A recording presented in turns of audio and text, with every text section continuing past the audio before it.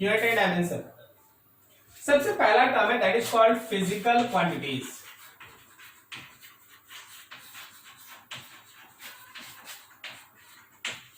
Physical quantities होता है क्या?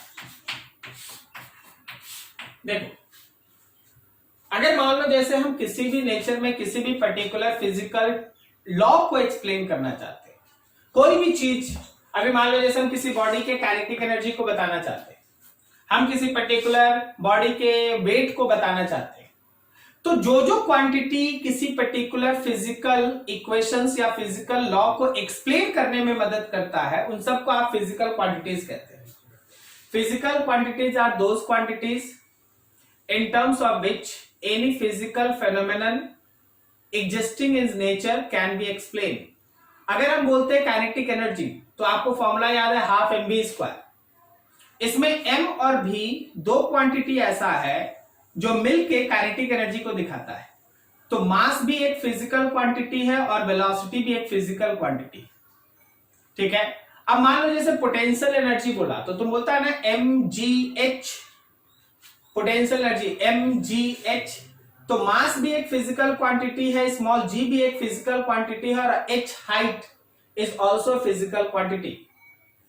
कोई भी ऐसा पर्टिकुलर क्वांटिटी जिसके मदद से हम नेचर में किसी फिजिकल लॉ के एग्जिस्टेंस को एक्सप्लेन करते हैं, बताते हैं, दिखाते हैं, उन क्वांटिटीज को आप फिजिकल क्वांटिटीज कहते हैं।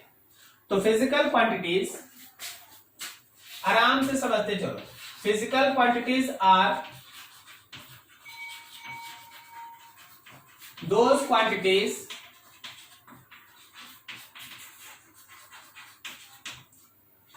in terms of which any physical law can be explained। जिसके मदद से आप किसी फिजिकल लॉ को एक्सप्लेन कर सकते हो, उसको हम फिजिकल क्वांटिटीज कहते हैं। जैसे आप एग्जांपल देखो, मास है, लेंथ है, वेलोसिटी है, एक्सेलरेशन है, एक्सेट्रा। ये सब ऐसा पर्टिकुलर क्वांटिटीज है जिसके मदद से हम लोग नेचर में किसी पर्टिकुलर लॉ को एक्सप्लेन करने का काम करते हैं, तो उनको फिजिकल क्वांटिटी कहा जाता है। बेसिकली आप बोलिएगा ना, तो ये फिजिकल क्वांटिटी दो तरह का है। ये फिजिकल क्वांटिटी दो तरह का होता है। एक कहलाता है फंडामेंटल फिजिकल क्वांटिटी, एक होता है फंडामेंटल फिजिकल क्वांटिटी, और एक कहलाता है डिराइव्ड फिजिकल क्वांटिटी। एक होता है फंडामेंटल फिजिकल क्वांटिटी और एक होता है डिराइव्ड फिजिकल क्वांटिटी। सर दोनों में अंतर क्या है, दोनों में क्या डिफरेंस है? देख, फंडामेंटल फिजिकल क्वांटिटी वो होता है जिसका अपना एग्जिस्टेंस है, वो किसी और पे डिपेंड नहीं करता। सर इसका मतलब थोड़ा हम आपको दो चीज लिखते हैं, समझिएगा। मान लीजिए हम इसमें एक एग्जांपल अभी हम इसमें है ना एक एग्जांपल दे देते हैं। एग्जांपल की तरह आप मास ले लो। सोच के बताओ, किसी बॉडी का मास किसी दूसरे किसी क्वांटिटी पे डिपेंड करता है? क्या वो लेंथ पे डिपेंड करता है? क्या वो टाइम पे डिपेंड करता है? क्या वो वेलोसिटी पे डिपेंड करता है? क्या वो किसी एक्सेलरेशन पे डिपेंड करता है? अगर किसी बॉडी का मास 5 केजी है, तो वो 5 केजी उसके लेंथ, ब्रेथ, हाइट इन सब पे डिपेंड नहीं करता। उसका एक रियल एग्जिस्टेंस है, अपने से एग्जिस्ट करता है, किसी दूसरे पे डिपेंड नहीं करता। उसको कहते हैं फंडामेंटल। लेकिन अगर हम आपको बोले कि देखिए जी एरिया, अब सोचिए एरिया करके तो कुछ होता ही नहीं है। एरिया करके कुछ नहीं होता, इसमें लेंथ और ब्रेथ का मल्टीप्लीकेशन होता है। क्या बोलता है, सही है? पास है डिराइव्ड फिजिकल क्वांटिटी। मान लो हम एरिया लिखे, एरिया में लिखे length into breadth, length into breadth. अब देखो एरिया करके कुछ नहीं हो रहा, उसके अंदर लेंथ और ब्रेथ का मल्टीप्लीकेशन है। तो ऐसा फिजिकल क्वांटिटी जो बाकी क्वांटिटीज पर डिपेंड करे वो डिराइव, और ऐसा फिजिकल क्वांटिटी जिसका खुद का एग्जिस्टेंस हो, वो किसी और पर डिपेंड नहीं करता, वो कहलाता फंडामेंटल। फंडामेंटल का खुद का एग्जिस्टेंस है, वो किसी और पे डिपेंड नहीं करेगा, और डिराइव फिजिकल क्वांटिटी आप फंडामेंटल क्वांटिटी से निकालते हैं, डिराइव करते हैं, उसको मिला जुला के एक नया क्वांटिटी बनाते हैं, ठीक है। So fundamental physical quantities are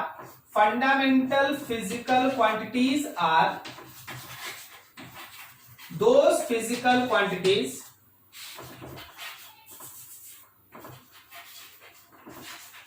which have self existence, जिसका खुद का एग्जिस्टेंस होता है वो fundamental physical quantity. derived physical quantities are those physical quantities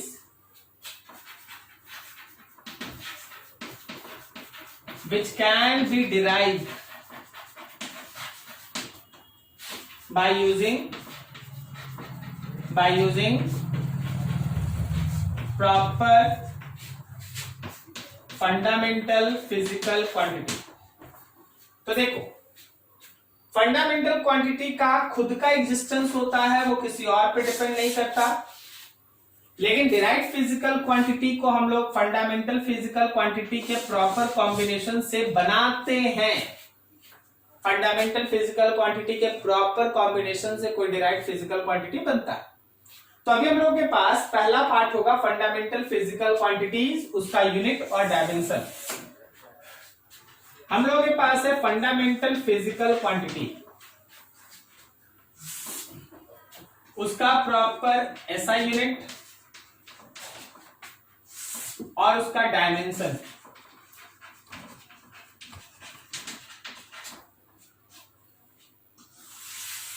there are 7 fundamental physical quantities. आपके पास 7 फंडामेंटल फिजिकल क्वांटिटीज होता है।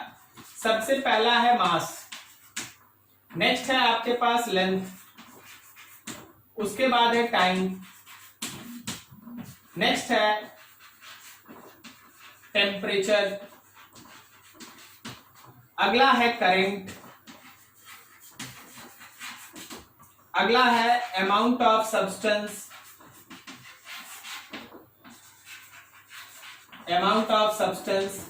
और लास्ट वाला है ल्यूमिनस इंटेंसिटी। देखो, जब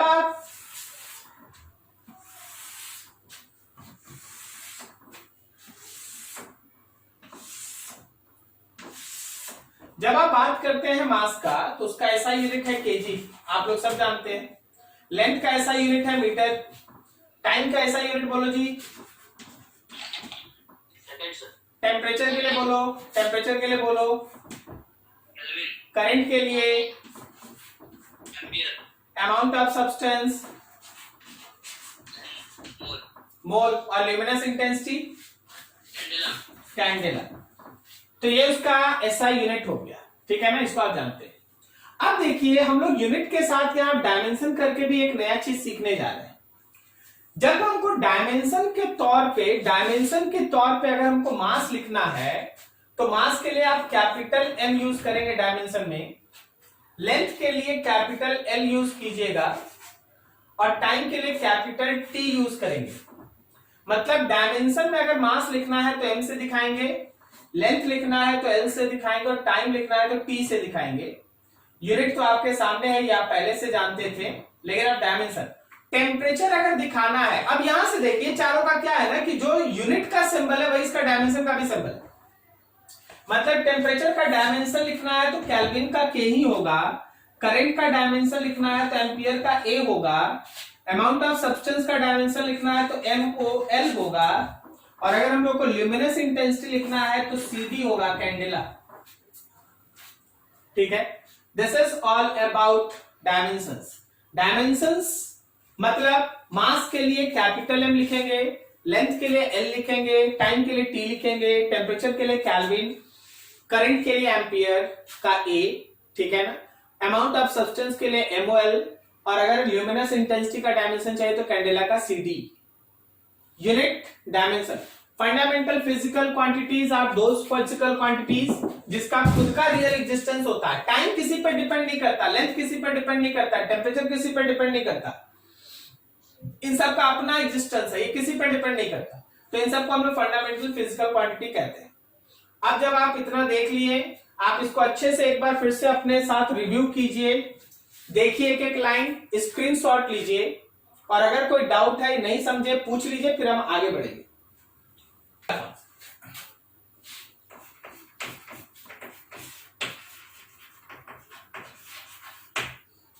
डिराइव्ड फिजिकल क्वांटिटी, बेसिक तो क्लियर है कि डिराइव्ड फिजिकल क्वांटिटी वो क्वांटिटी होता है जिसको हम लोग फंडामेंटल फिजिकल क्वांटिटी से डिराइव करते हैं।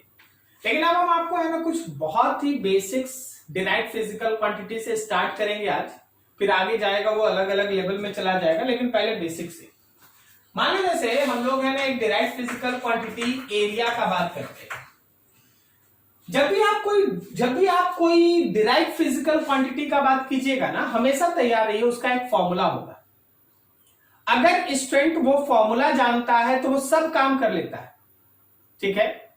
जैसे आप एरिया है, एरिया के अंदर अगर आप जाएंगे तो ये लेंथ इंटू ब्रेथ है, सही है। अब जरा देखना, यहां पे अगर यूनिट बोला जाए तो लेंथ का भी यूनिट मीटर और ब्रेथ का भी यूनिट मीटर, तो क्या हम लोग एरिया का यूनिट मीटर स्क्वायर लिखते हैं? बोले सर ये क्या पढ़ा रहे, सब हम लोग आता है? हाँ बिल्कुल आता है, थोड़ा छोटा चीज। हाँ फिर देखिएगा आगे क्या चलता है, पहले आराम से। और अगर हम इस एरिया का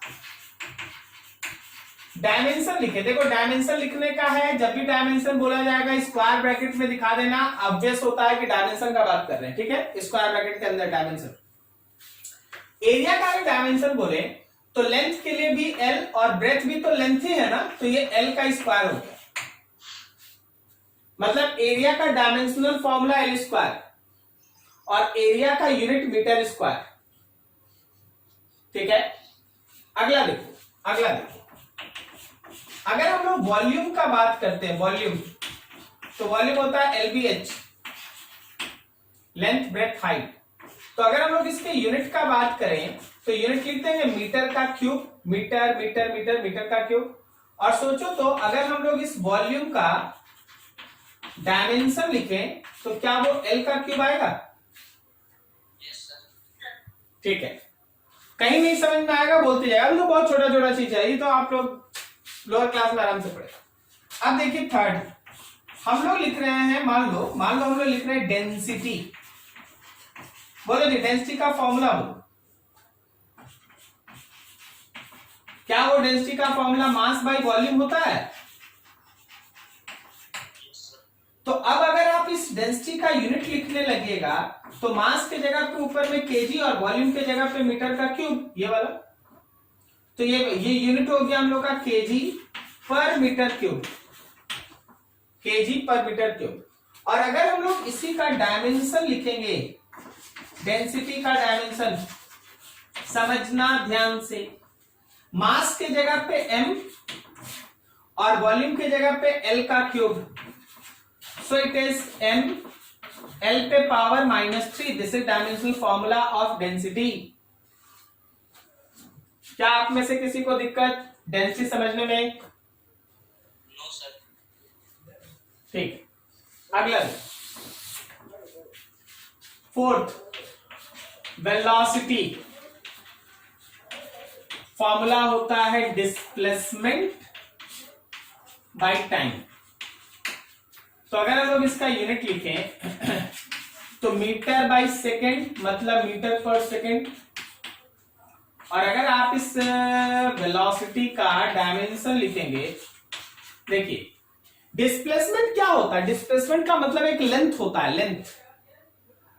तो डिस्प्लेसमेंट एक लेंथ है और टाइम t है, तो डायमेंशनल फॉर्मूला है LT-1, डायमेंशनल फॉर्मूला है LT-1, ठीक है, LT-1। फिर देखो इसी तरह अगर आप स्पीड का बात करें, स्पीड क्या आपका फॉर्मूला होगा? Distance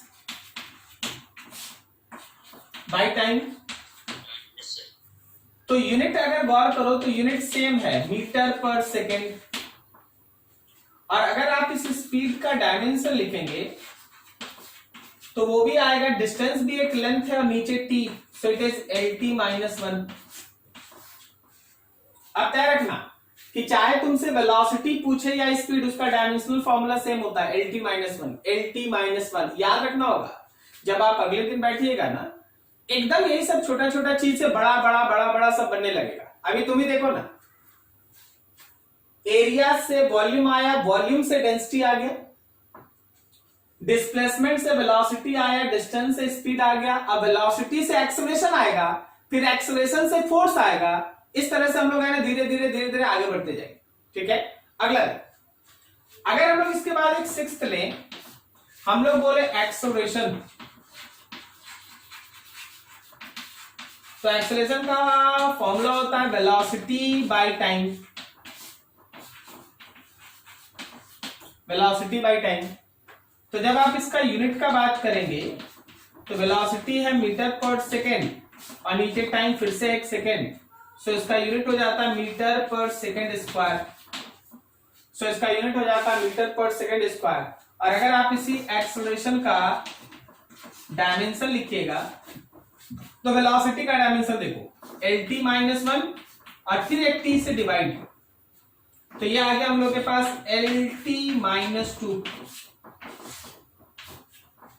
LT - 2।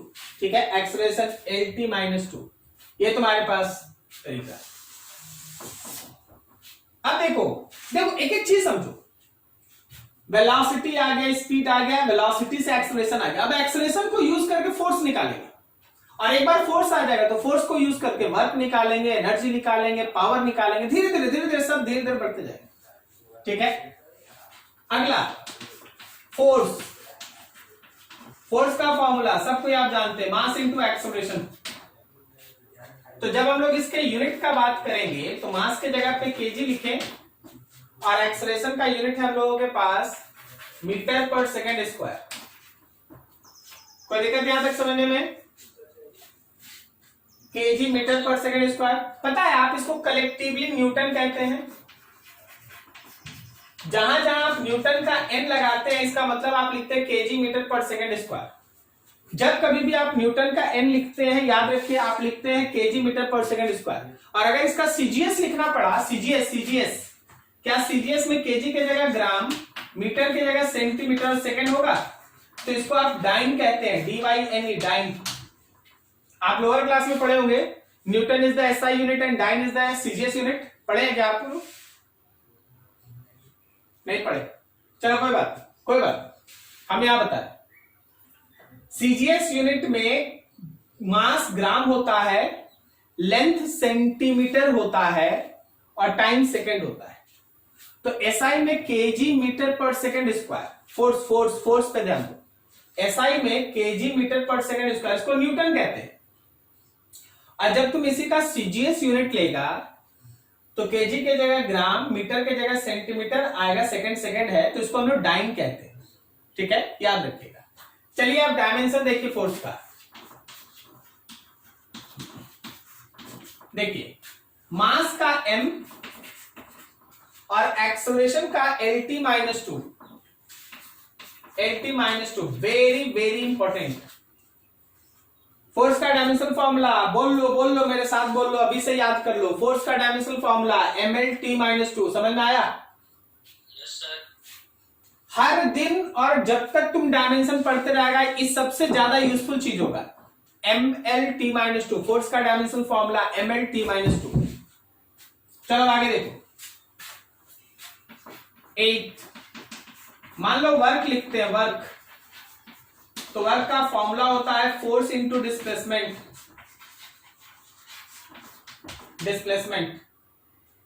अगर हम लोग इसके यूनिट पे थोड़ी देर बात करें, यूनिट पे, तो फोर्स के लिए लिख देते हैं केजी मीटर पर सेकेंड स्क्वायर और डिस्प्लेसमेंट में फिर से 1 मीटर, दोनों अगर मिला लिया जाए तो केजी मीटर स्क्वायर पर सेकेंड स्क्वायर।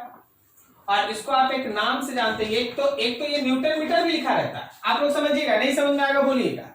क्या ये पूरा का पूरा मिलकर न्यूटन है ये वाला?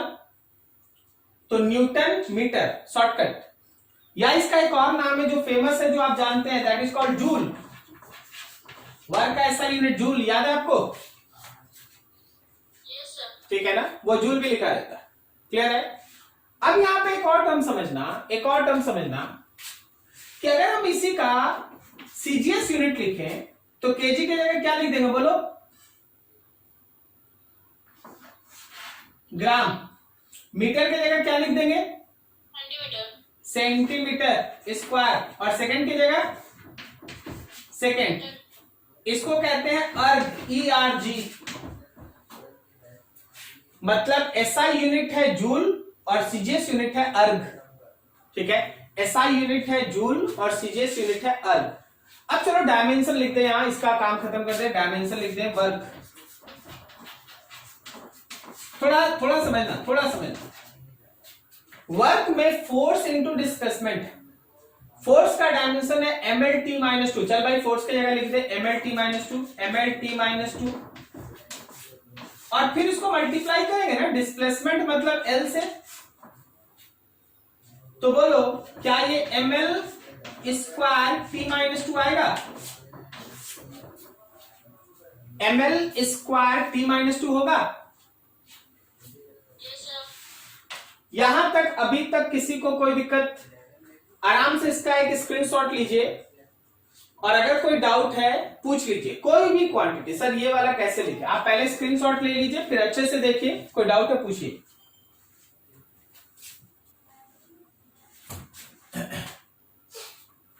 एट के बाद 9 देखो। 9 एक टर्म है, दिस इज कॉल्ड एनर्जी। अब एनर्जी को हम ज्यादा कुछ एक्सप्लेन नहीं करना चाहते, बस वर्क में आप जो भी कहानी पढ़े या जो भी आप कॉन्सेप्ट देखे, सेम यूनिट सेम डायमेंशन, जो भी आप वर्क का यूनिट या डायमेंशन पढ़े हैं, याद रखिएगा कि आपके एनर्जी का भी सेम डायमेंशन और सेम यूनिट होता है। कहने का मतलब आप अगर एनर्जी के यूनिट से रिलेटेड बात करते हैं तो यूनिट है केजी, मीटर स्क्वायर सेकंड -2, जिसको आप जूल कह सकते हैं, या फिर आप अगर सीजीएस में लिखते हैं तो ग्राम, सेंटीमीटर स्क्वायर सेकंड -2, जिसको आप अर्ग कह सकते हैं, ERG। अगर आप इसी एनर्जी का डायमेंशन लिखिएगा, तो आप ml स्क्वायर t-2 लिख सकते हैं। सेम जो वर्क है वही एनर्जी भी है, डायमेंशन के तौर पे वर्क और एनर्जी में कोई डिफरेंस नहीं है। ठीक है ना, दोनों का वैल्यू सेम होता है। अब देखो यहां पे 10th लिखते हैं अगला, this is called power. Power का एक फॉर्मूला है, आप लोग पढ़े होंगे शायद, एनर्जी पर यूनिट टाइम। जानते हैं आप लोग? एनर्जी पर यूनिट टाइम, या फिर इसको आप ऐसे भी लिख सकते हैं, work per unit time, work done per unit time, energy per unit time या फिर work done per unit time, ये पावर है। तो चलो अब यहां से चलते हैं, यूनिट लिखना है तो एनर्जी के लिए लिखते हैं केजी, मीटर स्क्वायर सेकंड -2 और टाइम के लिए नीचे लिख दिया सेकंड। जब इसको हम लोग सॉल्व किए, it comes to be KG metre square second -3। ठीक है, देखना अब इसको अलग अलग फॉर्म में कैसे लिखते हैं, देखना। क्या हम लोग इसी को जूल बाय सेकंड लिख सकते हैं? इसको हम लोग लिख सकते हैं जूल पर सेकंड। देख, ऊपर वाला तो जूल है ना और नीचे सेकंड है, तो जूल पर सेकंड लिख सकते हैं। और जूल पर सेकंड को आप एक और नाम से जानते हैं, याद कीजिए, वॉट। आप पढ़े होंगे लोअर क्लास में, वॉट। पावर का ऐसा यूनिट वॉट होता है, क्या आप जानते हैं ये बात? Yes sir. ठीक है, तो ये चीज ऐसे भी लिखा है। अब आप पावर का डायमेंशन देखो, पावर का डायमेंशन, तो एनर्जी का dimensional formula ml square t-2 by time का डायमेंशनल फॉर्मूला t। जब सबको सॉल्व कर दिए, it comes to be ml square t-3। ये dimensional formula ml square t-3, this is dimensional formula of power, ml square t-3, ml square t-3। Clear है? Power. ठीक है, अब देखो पावर से थोड़ा और आगे बढ़ते हैं। प्रेशर, प्रेशर का फॉर्मूला क्या आपको पता है? Force per unit area, force per unit area, सही है। फोर्स डायमेंशन और यूनिट पे काम करते हैं। चलो यहीं पे यूनिट देखते हैं। फोर्स का यूनिट केजी, मीटर पर सेकेंड स्क्वायर, और नीचे एरिया मीटर स्क्वायर। इसको अगर हम लोग सॉल्व कर दें तो KG metre inverse second minus 2, KG metre by metre square becomes metre minus 1 second minus 2। इसी को आप कहते हैं पास्कल।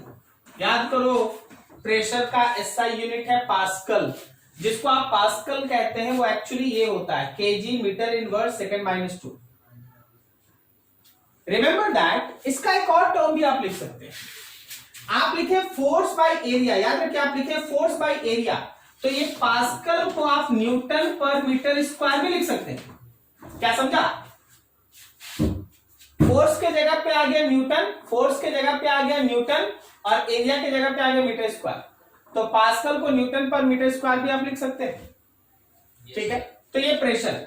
अब यहां पे इस प्रेशर का डायमेंशन देख लिया जाए भाई। इस प्रेशर का डायमेंशन देख लिया जाए तो प्रेशर के डायमेंशन में फोर्स बाय एरिया है, तो फोर्स का डायमेंशन फॉर्मूला mlt माइनस 2, और नीचे एरिया के लिए एल स्क्वायर कट गया, बच गया ml minus 1 t minus 2। This is dimensional formula of pressure. तो देखो हम लोग स्टार्ट कहां से किए थे आज? हम लोग छोटा सा क्वांटिटी उठाए एरिया, एरिया के बाद गया वॉल्यूम, वॉल्यूम के बाद गया डेंसिटी, फिर उसके बाद गया velocity, speed, acceleration, force, work, energy, power, pressure. धीरे धीरे धीरे धीरे चलते जाओ, आगे बढ़ते जाओ। अब कोई अगर फोर्स याद नहीं रखा है तो उसको फंस जाएगा फिर। इसलिए हम बोल रहे हैं कि जितना आज आपको पढ़ाएंगे उतना आप कम से कम याद करके अगले दिन बैठिएगा, तो और बड़ा क्वांटिटी होने लगता है। ठीक है, क्वांटिटी धीरे धीरे बढ़ते जाएगा। आज भी देखो, अभी हम लोग धीरे धीरे चल रहे हैं। अभी देखो हम एक चीज और आपको बताना चाहते हैं कि सर एक यूनिट याद कर लेंगे तो क्या होगा? सबको याद करना है कि KG metre inverse second minus 2, फिर पास्कल, फिर न्यूटन पर मीटर स्क्वायर। बिल्कुल सब याद रखिए। पता नहीं, क्योंकि अब आप है ना, अब आप ठीक है आप स्कूल के लिए जो पढ़ाई करते हैं, लेकिन आपको एक नजर क्या एकदम रखना ही है कंपटीशन के क्वेश्चन पे। कंपटीशन क्या करता है? हर तरह का क्वेश्चन में ट्विस्ट लाने का कोशिश करता है। वो ये भी दे सकता है, वो इसको नहीं लिख के ये भी लिख सकता है। तो स्टूडेंट को सब पता होना चाहिए कि नहीं, मेरे प्रेशर का unit KG metre inverse second minus 2 है, तो उसको हम पास्कल भी कहते हैं और उसको हम न्यूटन पर मीटर स्क्वायर भी लिख सकते हैं। तो उसको सब आना चाहिए। ठीक है, तो ऐसा चीज एकदम दिमाग में रखो। अब देखो थोड़ा सा और आगे,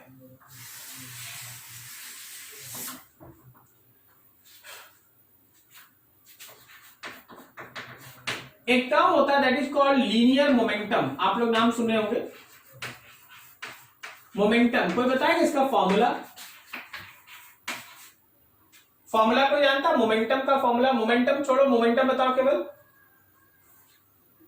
नहीं, कोई दिक्कत।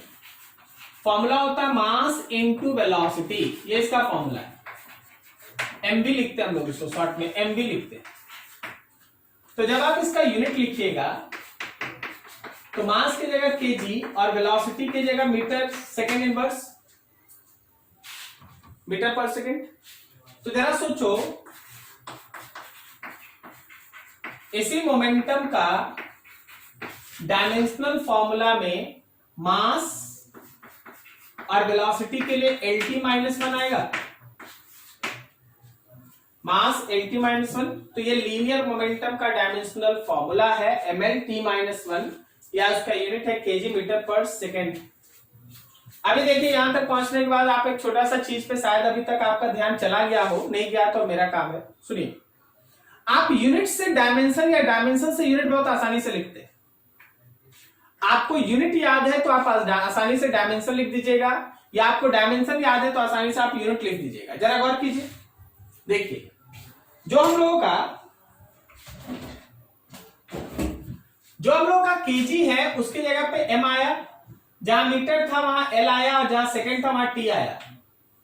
ऐसा वही नहीं होता, ऐसा हर जगह होता है। देखो केजी के जगह पे मीटर आया है, सॉरी एम आया है, मीटर के जगह पे लेंथ आया है और सेकंड के जगह पे टी आया है। ऐसा हर जगह होता है, हर जगह कहीं भी पढ़ाई कर लीजिए एक ही चीज आएगा। देखो केजी के जगह पे एम आया, मीटर के जगह पे लेंथ आया और सेकंड के जगह पे टी आया। तो आप इसका रिवर्स भी सोच सकते हैं, सर अगर हमको डायमेंशन पता है तो मास के जगह पे केजी लिख दो, लेंथ के जगह पे मीटर लिख दो और टाइम की जगह सेकंड लिख दो। तो दो में से एक क्वांटिटी अगर आपको आता है तो आप सेफ हैं, क्योंकि दूसरा उसी से बन जाएगा। ठीक है, दूसरा उसी से बन जाएगा। तो अब देखो आगे जो लिख रहे हैं उसको ध्यान रखना। अब हम थोड़ा शॉर्टकट में चलेंगे, थोड़ा ध्यान देना। एक टर्म है, नाम है moment of inertia.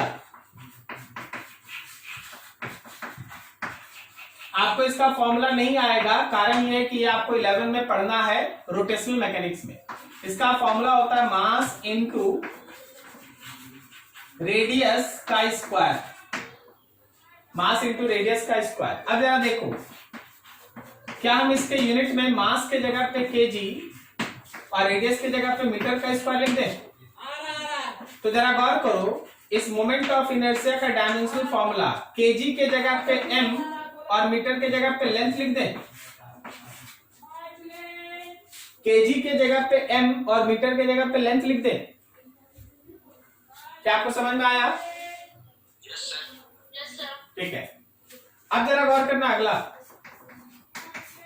This is called torque, TORQUE।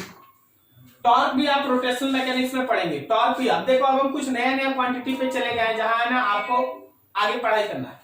हम आपका फॉर्मूला बताते हैं। टॉर्क का फॉर्मूला होता है force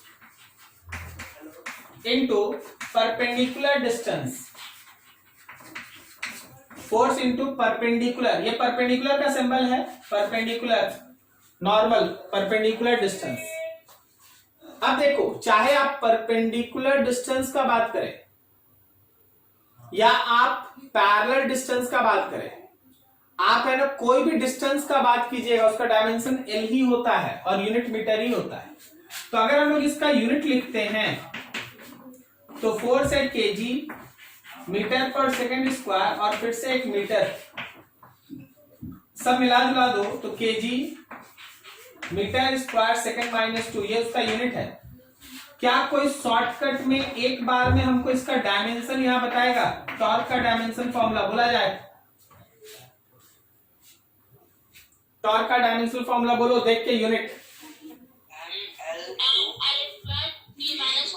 very good very good, ml square T minus 2, ml square T minus 2। तो अगर हम लोग एक बार में यूनिट निकाल लिए हैं तो हम लोग आसानी से वहां से डायमेंशन लिख सकते हैं। ठीक है,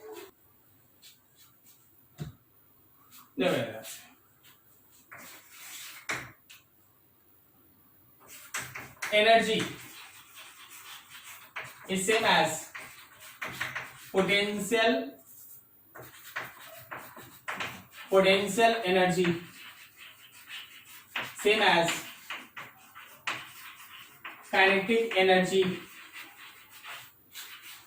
same as electrical energy, same as nuclear energy, same as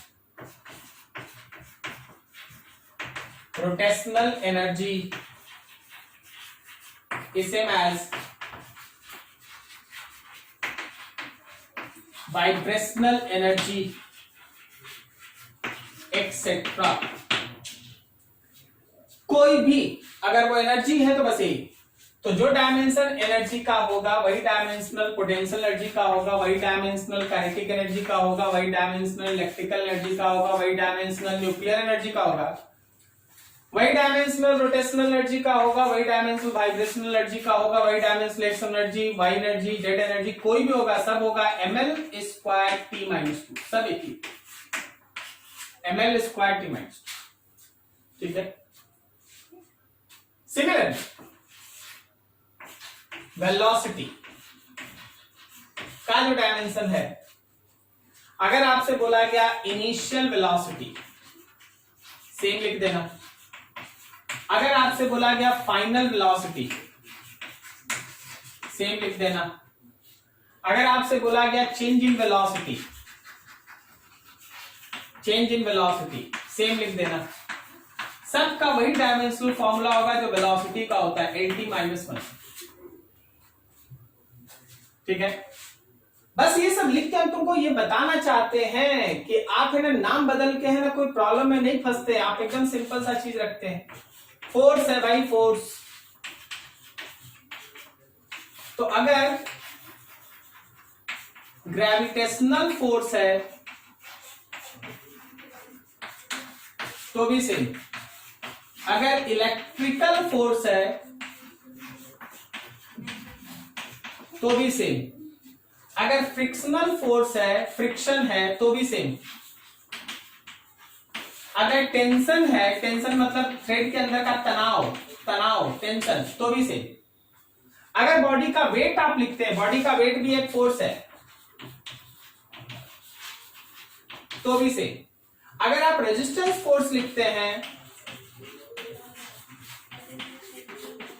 तो भी सेम। अगर आप ड्रैग फोर्स लिखते हैं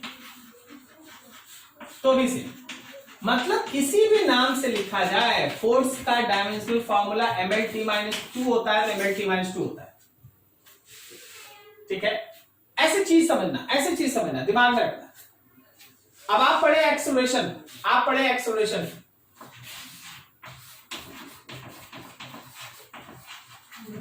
आप एक्सेलरेशन पढ़े, तो कोई बोला नहीं सर एक्सेलरेशन नहीं है, डिसेलरेशन है, तो भी सेम। कोई बोला नहीं सर एक्सेलरेशन डिसेलरेशन नहीं है, एक्सेलरेशन ड्यू टू ग्रेविटी है। आप लोग एक्सेलरेशन ड्यू टू ग्रेविटी समझते हैं ना जी, ये सब सेम है, सब सेम है, सब LT-2 है।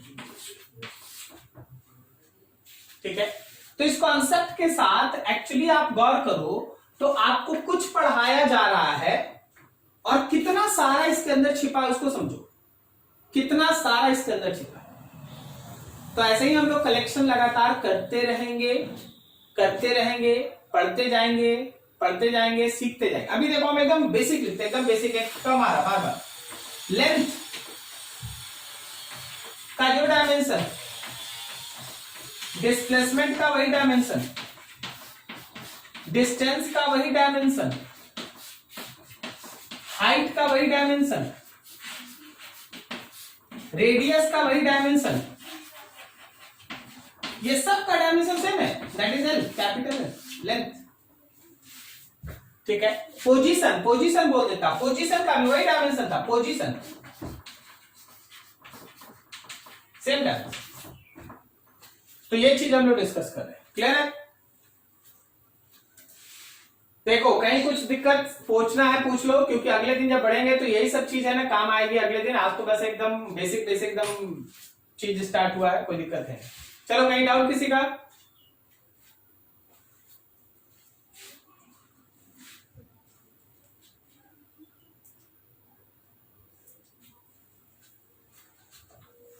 ठीक है जी, ठीक। अभी सुन लीजिए सबको, थोड़ा अपना बात रख लीजिएगा। जो भी आपको आज पढ़ाया गया, अगले दिन जब बैठिएगा ना तो ये सारा चीज आप याद करके बैठिएगा, क्योंकि इसी पे क्लास आगे चलेगी। ठीक है, हम ये मान के चलेंगे कि आपको जो लास्ट में पढ़ाया गया, आज जो पढ़ाया गया वो अगले दिन आपको आएगा, क्योंकि जब हम आगे बढ़ेंगे तो आप देख रहे हैं ना, कोई भी चीज जब आगे बढ़ रहा है, जब आप वॉल्यूम जानते हैं, जब आप वॉल्यूम जानते हैं तभी आप डेंसिटी लिख पाते हैं। अगर आप वेलोसिटी जानते हैं तो आप एक्सेलरेशन लिखते हैं, और अगर आपको एक्सेलरेशन आता है तो आप फोर्स लिखते हैं, अगर आपको फोर्स आता है तो आप वर्क लिखते हैं, अगर आपको वर्क और एनर्जी आता है तो आप पावर लिखते हैं। सो रिमेंबर दैट कि आज जो पढ़ाया गया उसको याद करके ही अगले दिन बैठना, तब इस पे और बड़ा बड़ा बड़ा बड़ा क्वांटिटीज है ना सामने आने लगेगा। ठीक है, क्या आज के क्लास में किसी को कोई डाउट? प्लीज अपना माइक ऑन करके अपना बात रख दीजिए, अगर किसी को डाउट है तो कोई बात बोलो। किसी का कोई प्रॉब्लम, किसी का? चलो बढ़िया, किसी को कोई डाउट नहीं, तो नेक्स्ट डे से आगे बढ़ेंगे।